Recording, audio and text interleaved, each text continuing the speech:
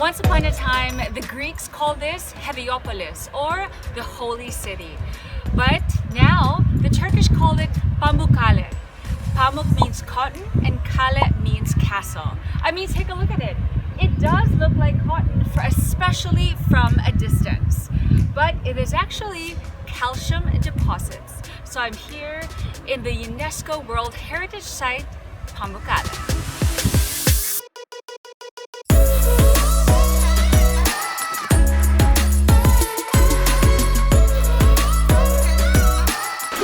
You like my hair? Okay, so I'm walking.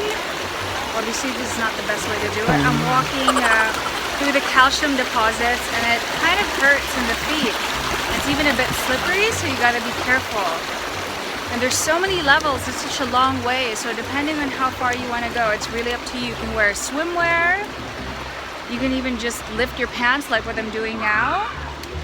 And for as long as you get a part of your body into the water, they say that should be enough to be therapeutic and have some healing properties.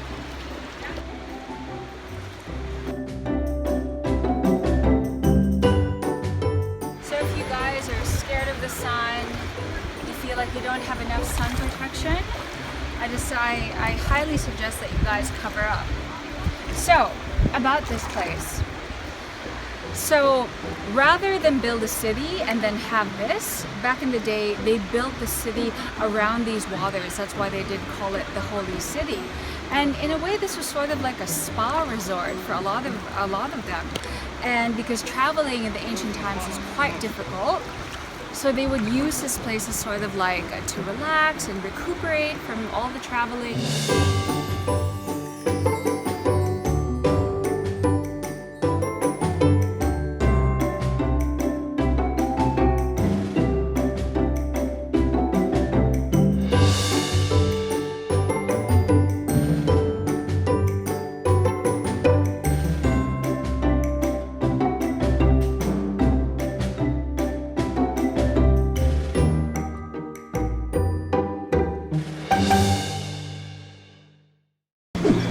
So like I was saying earlier, that back in the day this was like a spa resort for them, and today it still is that way. This is Cleopatra's pool, so you can only imagine how you are swimming amongst ancient ruins.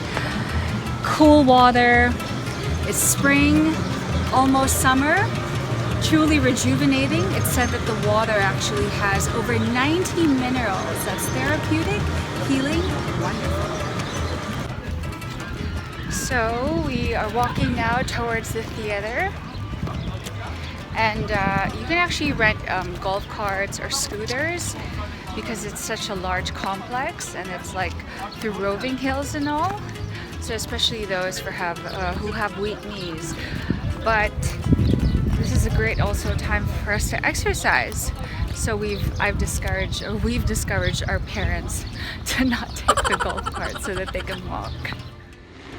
So I'm standing at the top of the theater here in Pamukkale. You know, a lot of ancient ruins, they always have theaters, and I guess back at those times they didn't have TV. This was their form of entertainment, and the people performing, those were their Hollywood stars. So here in the center area, they actually used to put water there other than the orchestra. They would have water performances. And then that curvature, that seat right there, that's where the aristocrats would be seated.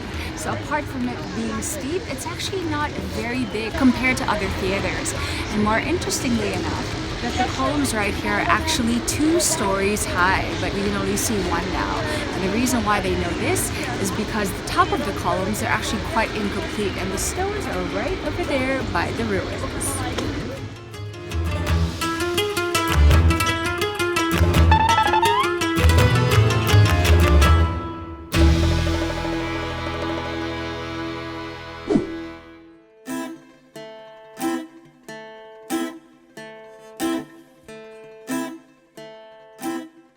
And here we are in Necropolis. It's considered as one of the largest ancient cemeteries in the world.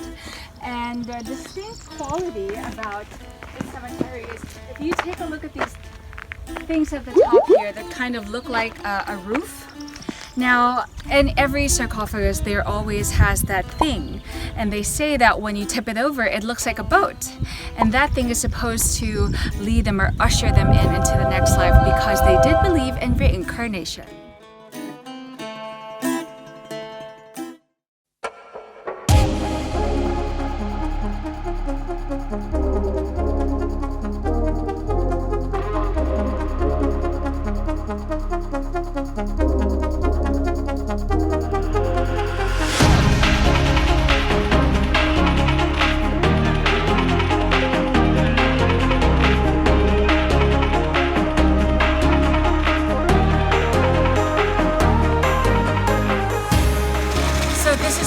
People come to Pamukkale, hopefully to be healed of whatever ailments they have, as the water supposedly has over 90 minerals.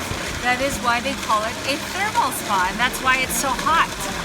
I would go closer to that thing if you can see it. The video is a bit dark, but as you get nearer, it gets boiling hot. And then they want you, by the way, I look sexy in this cap.